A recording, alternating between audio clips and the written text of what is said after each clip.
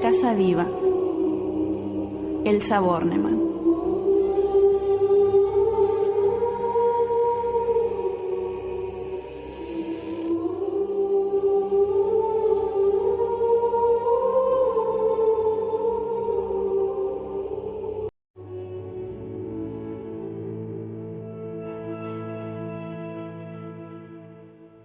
Al comenzar su cuento, la familia Alcobre estaba cenando en el comedor de su confortable piso ciudadano. Era una familia tipo, padres y 2 hijos. Juan, el padre, y Claudia, la madre, componían un matrimonio joven. En cuanto a los hijos, Marvin tenía 14 y Greta 12, cuando sucedió la historia que los comprende como protagonistas.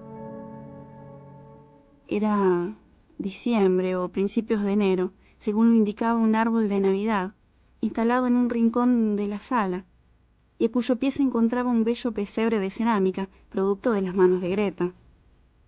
Ella era una apasionada por esa artesanía. Todos estaban alegres durante aquella comida. Acababan de comprar una casa de vacaciones. Su conversación giraba entonces en torno a esta importante adquisición. Está ubicada sobre la que va a ser la avenida Costanera de la Resolana dentro de unos años. Más cerquita del agua, imposible, como ustedes querían. Es una casa preciosa y está puesta a nuevo. Todavía no me explico cómo tuvimos la suerte de conseguirla por la mitad de lo que en realidad vale. Ya me imagino. Seguro papi empezó a pedir descuentos y descuentos, como hace cada vez que le toca comprar algo. Y terminó mareando a los de la inmobiliaria que se olvidaron algunos ceros en la cifra de venta. Nada de eso. El precio que pagamos por la casa es exactamente el que la inmobiliaria fijó. Bien barato, sí, aunque cueste creerlo. Lo que pasa es que en esta época, la situación económica del país, entonces, con tal de vender... ¿Cuándo viajamos a la Resolana? No doy más de ganas de conocer nuestra casa del mar. El viernes, nena. ¿No lo oíste? No bien tu padre y yo salgamos del trabajo. Alrededor de las 8 los pasamos a buscar. Mejor a las 9. Quiero hacer revisar los frenos y cargar nafta. Marvin y yo vamos a tener todo listo para el viaje. Tu cargamento de arcilla, sin dudas. ¿Y qué? Por lo menos voy a aprovechar las vacaciones para hacer algo más que nada como uno que yo conozco. El esperado viernes de la partida llegó al fin, y los Alcobres salieron en su auto rumbo a Villa La Resolana. Con la ansiedad que tenían por estrenar la casa nueva, los 320 kilómetros que los separaban de ese solitario paraje marítimo se les antojaron 1000, sobre todo a los chicos. Arribaron al amanecer. La casa de vacaciones era verdaderamente hermosa, tal como los padres habían dicho. Amplia, totalmente refaccionada, luminosa, amueblada con exquisito gusto, decorada con calidez, parecía recién hecha. Sin embargo, su construcción databa de principios de siglo. Greta eligió para sí una de las 4 habitaciones de la planta alta, la única, que se abría un espacioso balcón terraza con vista al mar. ¡Qué viva!, opinó Marvin. Ese fin de semana, los 4 Alcobres lo dedicaron a acomodar todo lo que habían llevado y a darse unos saludables baños de mar en la playita que parecía una prolongación de la casa. Tan cerca de ella se extendía, tan cerca, que habría podido considerársela una playa privada. Además, alejado como estaba el edificio de los otros de la zona, a los Alcobres se les figuraba que toda la Villa Resolana formaba parte de su patrimonio. ¡Qué paraíso! Los padres partieron de regreso a la ciudad el domingo a la noche, aunque les restaba una semana de trabajo para iniciar las vacaciones.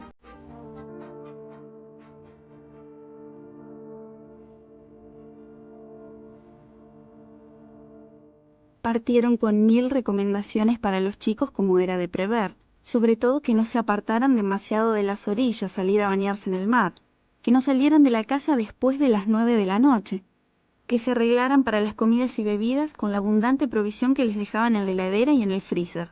Así no debían ir al centro del pueblo mientras permanecían solos, aunque no quedaba tan lejos de allí, y por cualquier cosa los llamaran por teléfono. Es telediscado. Ya lo probé para telefonear a los abuelos y los tíos y funciona perfectamente. Ah, y papi acaba de conectar el contestador automático que trajimos de su estudio, para usarlo acá durante estos días. Así nos quedamos tranquilos si nosotros necesitamos comunicarles algo con urgencia y ustedes están en la playa. Tienen que escucharlo todos los días, ¿eh? Ay, mamá, cuánto lío por 4 días locos. ¿Algún otro consejito? Ironizó Greta.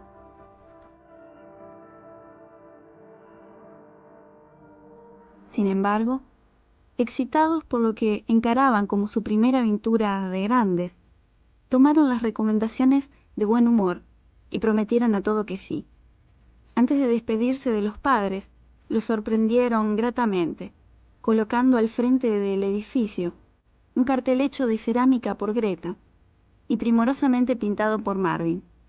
Decía: La casa viva. La casa viva.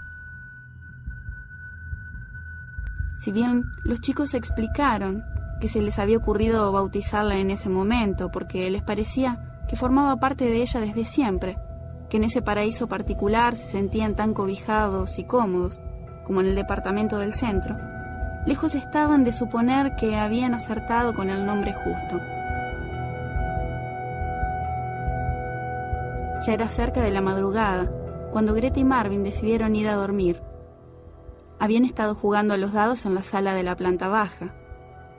Mientras subían la escalera de madera que los conducía a sus habitaciones, Marvin resbaló.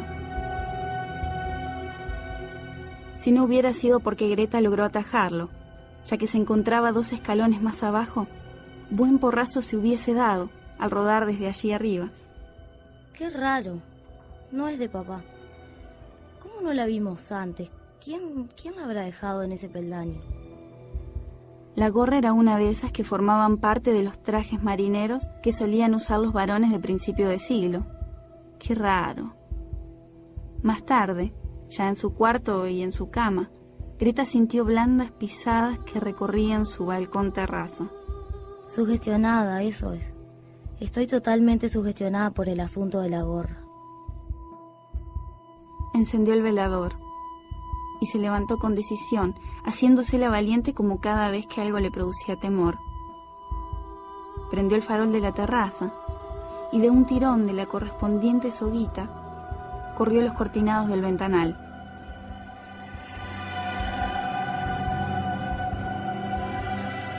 No había nadie allí, salvo la mesa y las 2 mecedoras de mimbre.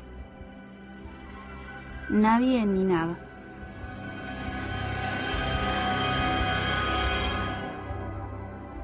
Dejó la luz encendida para calmarse y volvió a su cama. No vio entonces, por suerte, que una de las mecedoras empezaba a balancearse lentamente, como si alguien invisible lo hubiera ocupado, y mirar hacia adentro. La mecedora siguió balanceándose hasta el amanecer. Greta aún dormía cuando unas huellas de pies descalzos, y no mucho más grandes que las suyas, fueron formándose en la arena desde la parte inferior de la casa, justo debajo de su cuarto, y en dirección al mar. Las últimas se perdieron en las orillas, y las olas se las tragaron de inmediato.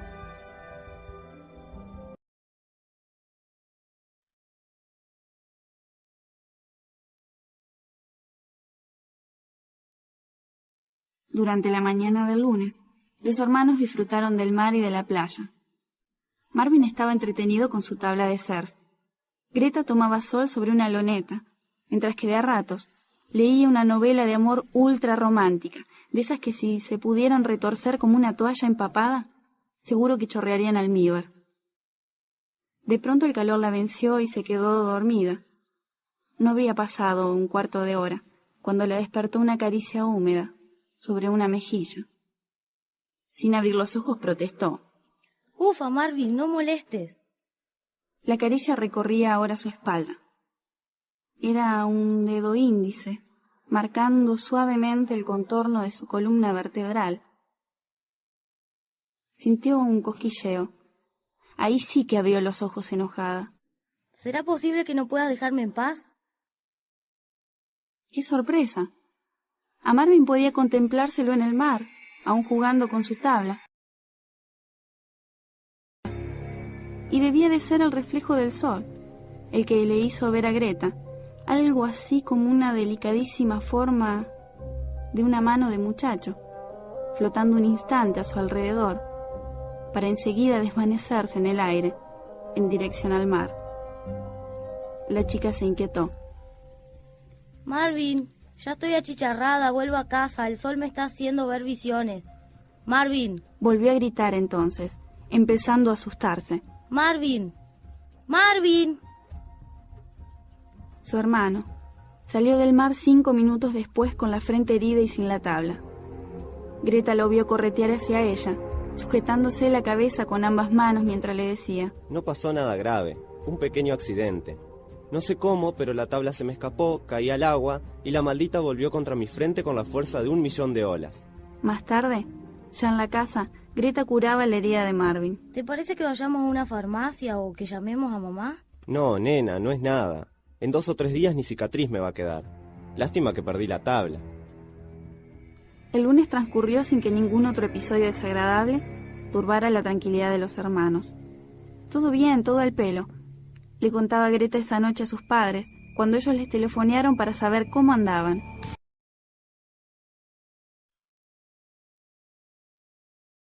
Después de la charla telefónica, comieron y jugaron a las cartas hasta casi el amanecer. Ambos dormían ya en sus cuartos, en el momento en que algo empezó a agitarse por el aire, en la habitación de Marvin. Producía un sonido como de hilos de seda que el viento zarandeaba.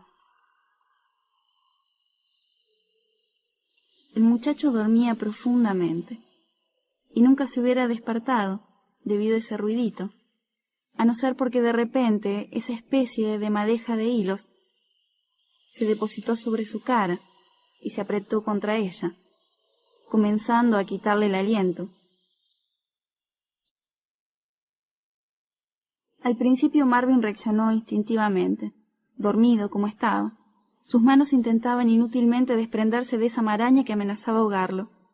Recién cuando sintió su boca llena de pelos con sabor a sal, se despertó agitadísimo. Luchó con fuerza para librarse de aquello que la luz del día, que ya iluminaba media su cuarto, pudo ver que era una cabellera. Una abundante, ondulada y rubia cabellera que lo abandonó cuando Marvin estaba a punto de destrozarla a manotazos. Como si volara despacio, se movió de aquí para allá por el cuarto, y de pronto salió por la ventana entreabierta, en dirección al mar. Marvin se sentó en su cama, transpirado y con taquicardia tardó en reaccionar. La cabeza le hervía, el cuerpo también, y recomponiéndose, fue hasta el botiquín del baño en busca de aspirinas. Si sigo así, le voy a hacer caso a Greta y vamos a ir a una farmacia para que me revisen la herida. Se me habrá infectado. Flor de pesadilla tuve, deliraba. Y todo ese martes permaneció en el lecho, atendido y mimado por su hermana, a la que no le contó ni una palabra de lo sucedido. Con lo miedosa que es, si le cuento mi sueño, capaz que quiere volver a la ciudad. Greta pasó las horas de enfermera improvisada junto a la cama de Marvin y muy entretenida con su modelado de figuritas de arcilla.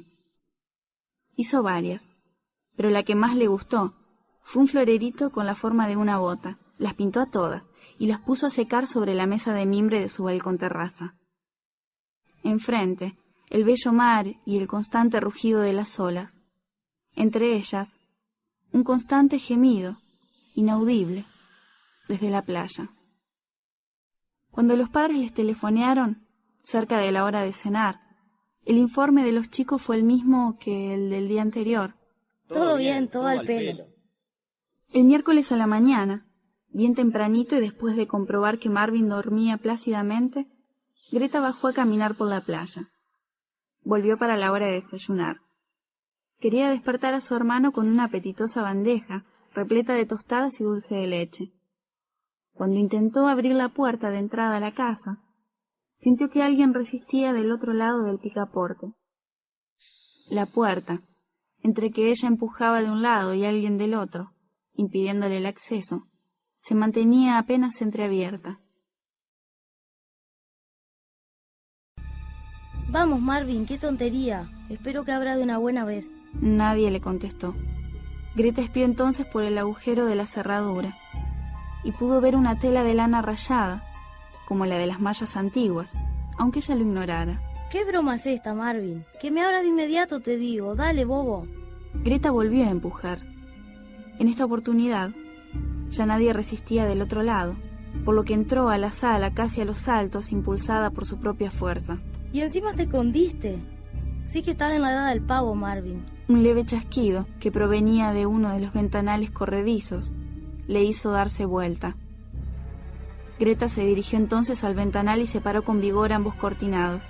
A través de las persianas, como si éstas fueran de aire y no de madera, escapó hacia la playa el reflejo de un muchacho rubio y vestido, con malla de otra época. Fue una visión fugaz. Greta soltó un chillido.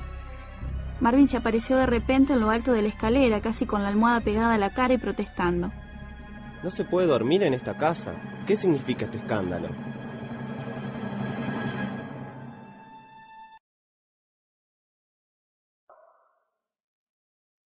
Durante el desayuno que tomaron en la cocina, Greta estuvo muy callada, pensativa. Después le contó a su hermano el asunto de la puerta y de la silueta transparente. Marvin revisó el picaporte. Aseguró que estaba medio enmohecido y le echó unas gotas de lubricante. En cuanto a la silueta... Tanto leer esas novelas de amor inflama los sesos, nena, ¿no ves? Ya estás imaginando que se te apareció un enamorado invisible. Tal como cuando había bautizado a la vivienda como la casa viva, nuevamente había acertado en la denominación de los raros fenómenos que se estaban desarrollando allí, pero tan sin sospecharlo. El muchacho trató de convencer a su hermana de que allí no pasaba nada extraño, pero lo cierto era que no podía dejar de pensar que sí, aunque como varón le costaba reconocer sus propios miedos frente a Greta. Y cuando ella le agradeció la cantidad de caracoles y piedritas con los que había encontrado llena la bota de cerámica, Marvin le mintió y admitió haber sido él quien había juntado esos regalitos.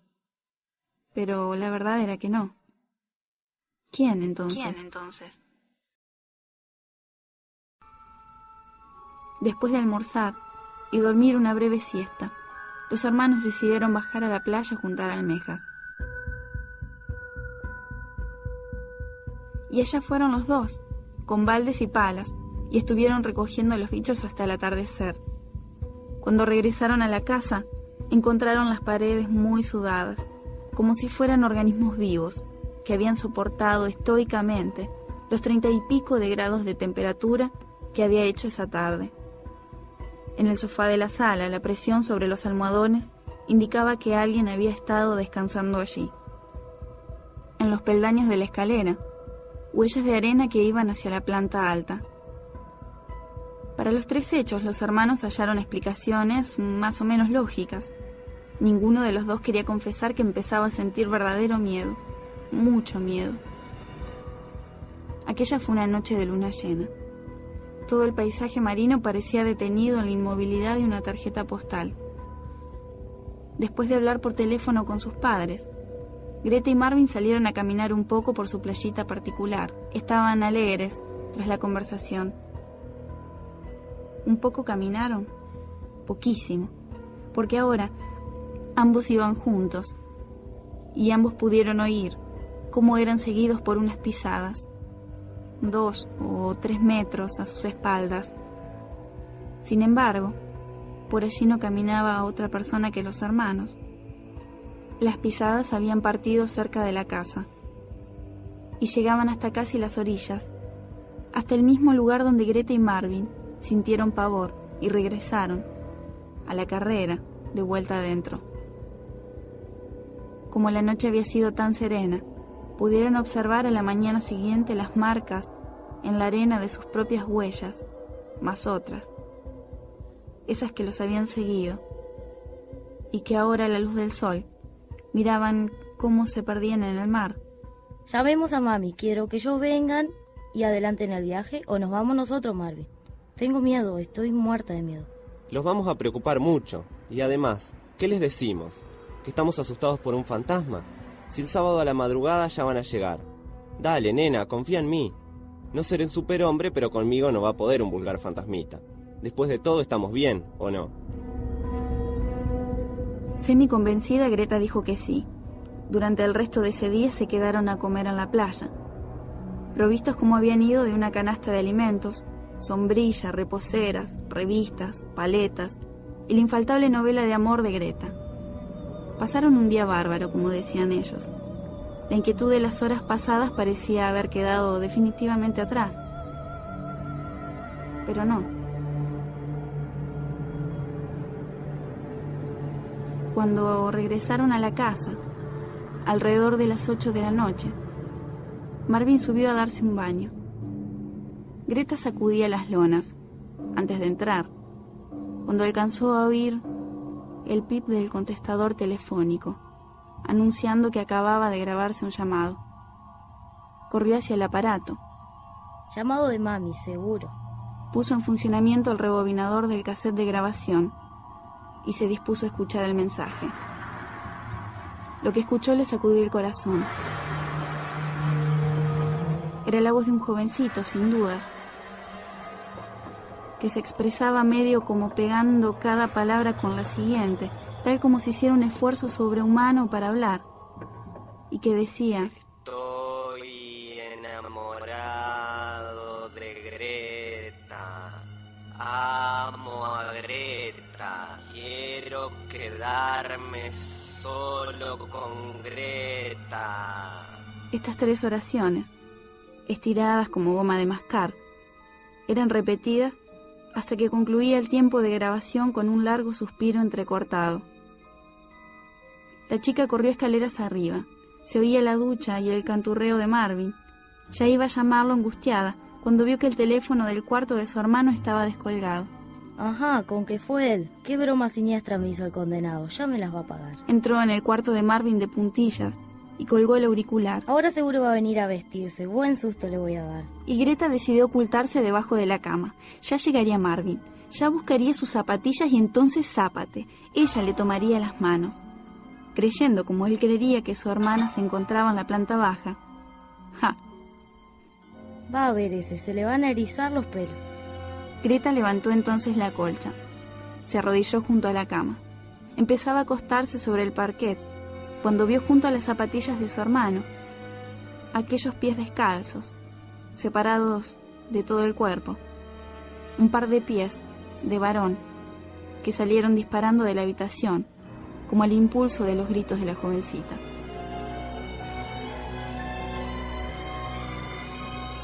Y el par de pies se encaminó hacia las escaleras y las descendió a todo lo que daban. Greta continuaba gritando aterrorizada. El canturreo de Marvin se interrumpió. Enseguida un ruido en el baño, de caño que cae, y un golpe contra el piso. Greta chillaba, gritaba y seguía allí, acostada sobre el parquet, paralizada y gritando. Pronto estuvo Marvin a su lado. Venía rengueando. Casi me mato. ¿Qué te pasa? Al oír tus gritos corrí la cortina de la ducha y se me vino abajo con caño y todo. Más tarde, Greta le contó lo ocurrido. Aún lloraba. Marvin se vendaba la rodilla mientras intentaba calmarla y defenderse de la acusación de haber grabado un mensaje. Del asunto de los pies mejor no hablar. No sabía qué decir, y el solo imaginar el episodio le producía escalofríos. Cuando trataron de escuchar nuevamente el mensaje, no lo ubicaron. Se había borrado. Te juro que yo lo oí, y también vi esos pies debajo de tu cama. Está bien. Hoy vamos a dormir juntos, ¿eh? Al rato trasladaron la cama de Marvin al cuarto de Greta, que era más amplio. Cerraron cuidadosamente todos los ventanales, persianas bien bajas incluidas, y dejaron encendidas las luces de la casa. A las 4 de la madrugada del viernes, unos timbrazos insistentes. Los dos se despabilaron enseguida, sobresaltados como habían pasado aquellas horas sin poder dormir en paz. Los timbrazos continuaban. Ahora también, golpes dados contra la puerta principal y contra las persianas de la planta baja. ¿Quién sería? Muertos de miedo, los hermanos decidieron bajar. ¿Quién es? Las voces de sus padres casi les provocaron un desmayo de felicidad. Se abalanzaron a la puerta, quitaron todas las trabas y finalmente la abrieron. Al rato, los 4 estaban instalados en la sala, tomando un reconfortante chocolate los chicos y unas copitas de coñac Juan y Claudia. nerviosos como habían viajado. Adelantamos el viaje porque durante todo el día de ayer el teléfono quedaba ocupado. Pedimos reparación, pero igual, no pudimos tranquilizarnos. ¡Ay Dios, qué susto! Nos llevamos al encontrar la casa como clausurada, aunque se notaba que estaban las luces encendidas. ¿Qué les pasó? ¿Contarles todo? Después de una ligera guiñada cómplice, Greta y Marvin resolvieron que no, aliviados como se sentían en compañía de sus padres, y empezando a sospechar que lo aparentemente sucedido no era otra cosa que producto de su imaginación. También había sido la primera vez de prueba de estar solos tanto tiempo, y tan lejos. Únicamente les dijeron que habían oído ruidos extraños y que por las dudas, por si algún ladrón... Mañana salimos con los kayak. Ahora, a descansar todo el mundo. Greta fue al baño. Iba a apagar la luz para regresar a su habitación, cuando el rostro de un muchacho rubio, de abundante cabellera ondulada, se le apareció fugazmente en el espejo por detrás del suyo. La visión duró una fracción de segundo, el tiempo justo como para que la niña lograra ahogar un grito y correr a su cama. Indudablemente las alucinaciones no habían terminado. Mañana le voy a contar todo a mami. Si guardo en secreto todas estas fantasías, seguro voy a acabar viendo extraterrestres. Pero por esta vez, les pidió a sus padres que le permitieran descansar con ellos, como cuando era chiquita. Un rato después los 4 del cobre dormían.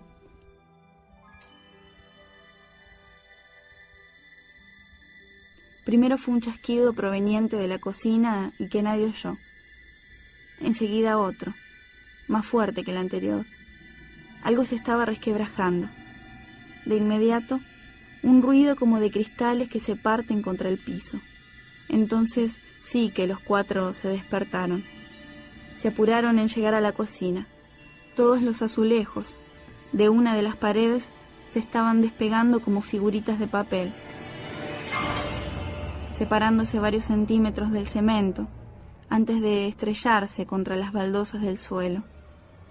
En pocos instantes, esa pared quedó casi desnuda.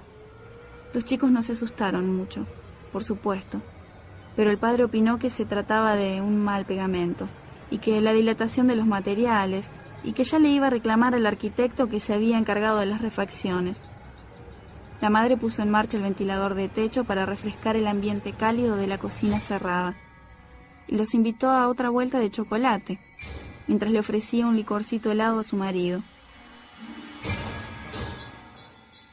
Una pausa amable antes de regresar a la cama, después de aquel disgusto. Así pues, los 4 se sentaron en torno a la mesa redonda, instalada debajo del ventilador. Charlaban acerca de lo acontecido sin darle mayor importancia.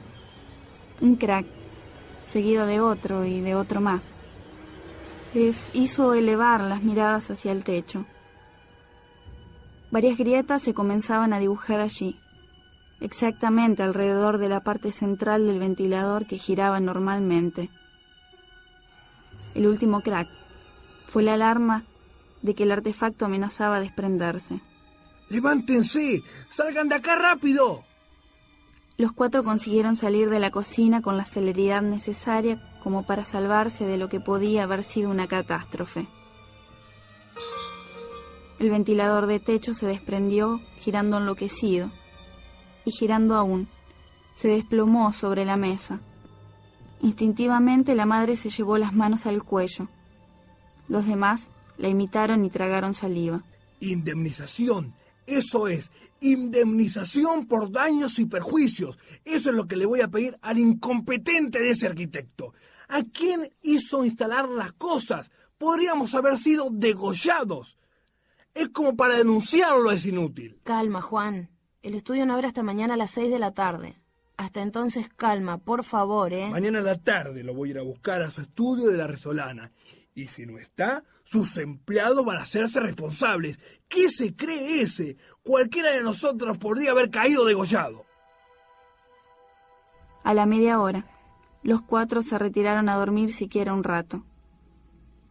Qué mañana radiante la de aquel viernes, totalmente propicia como para tranquilizar los ánimos más alterados. Y el mar, con el oleaje ideal para salir a dar vueltas, con los 2 kayaks, Primero yo con papi. ¡Qué viva, eh! El padre no los dejaba salir solos.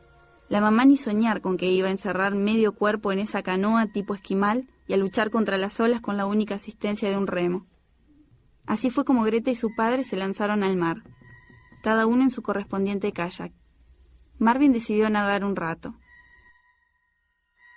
La madre se embardunó con bronceador y se reclinó en una reposera de cara al sol.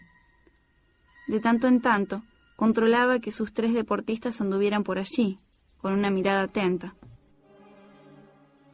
Ya bastante alejados de la costa, pero no tanto como para que pudiera considerarse una imprudencia, Greta y su papá disfrutaban del paseo, sobre una zona sin oleaje. Iban en fila india, a 25 o 30 metros de separación uno del otro. De repente, Greta vio unos brazos que salían del agua y que se aferraban a su kayak, como si quisieran ponerlo al revés. Los brazos que subían del mar se forzaron y pronto la cabeza y el torso de un muchacho estuvieron junto a los de la niña. La cara hinchada, amoratada, de labios violáceos, la cabeza rubia, de pelo abundante y ondulado. El mismo muchacho que le había parecido ver la noche anterior, reflejado en el espejo del baño. ¡Papi! ¡Papá! ¡Socorro! ¡Papá! ¡Socorro! Volvió a exclamar Greta una y otra vez, antes de que esos vigorosos brazos juveniles lograran dar vuelta a su kayak. Pronto empezó a sentir que se ahogaba, atrapada como estaba en la pequeña embarcación.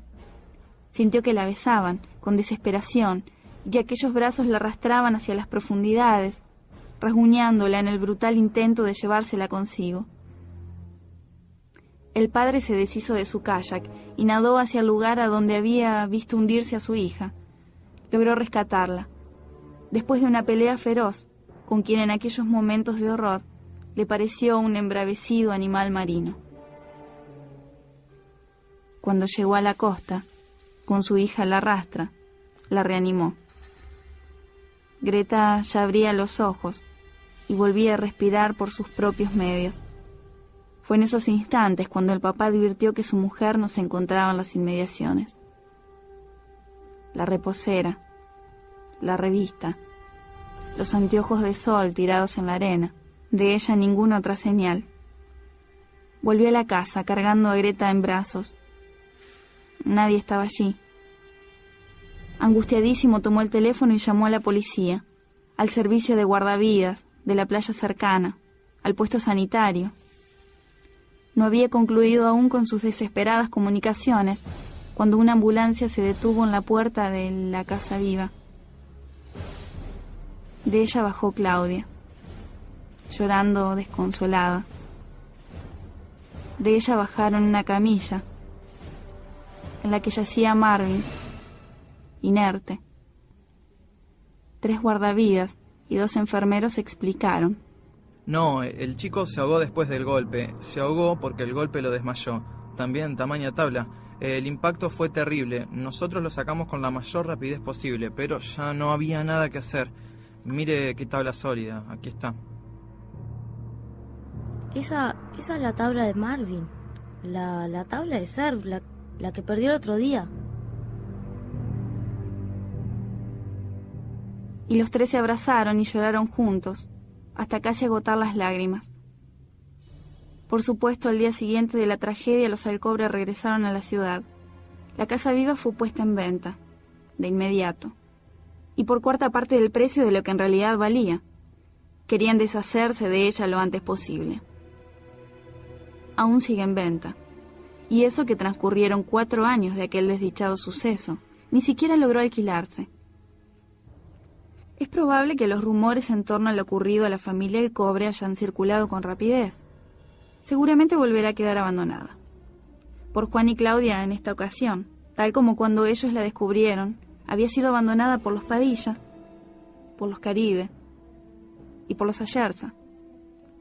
Claro que los padres de Greta y Marvin ignoraban ese detalle. De lo contrario...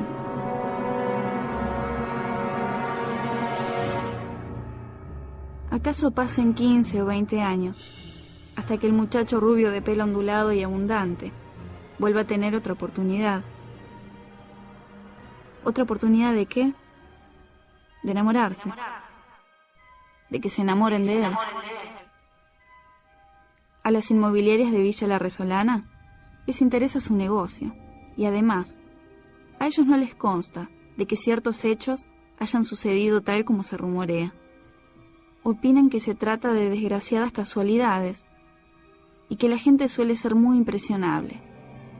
Por eso, se cuidan mucho de divulgar lo que cuentan algunos de los más viejos lugareños. Dicen que esa casa había sido construida a principios de siglo por la familia Padilla.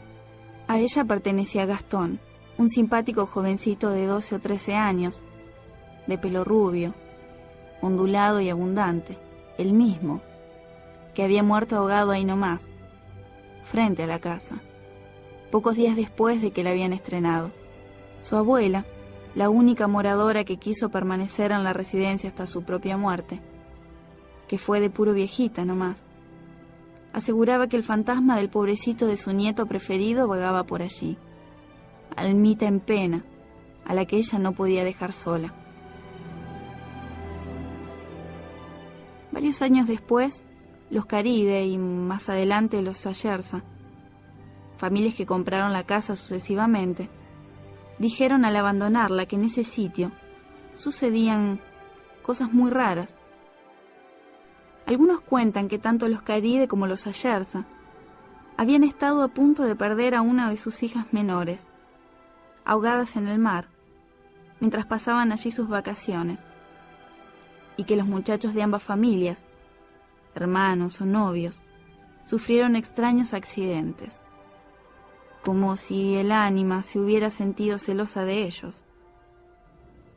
Otros, los más imaginativos y soñadores, dicen que ningún fantasma puede descansar en paz si mientras fue un ser vivo nunca ha estado enamorado, o lo que es acaso más triste, si muere cuando aún nadie se ha enamorado de él.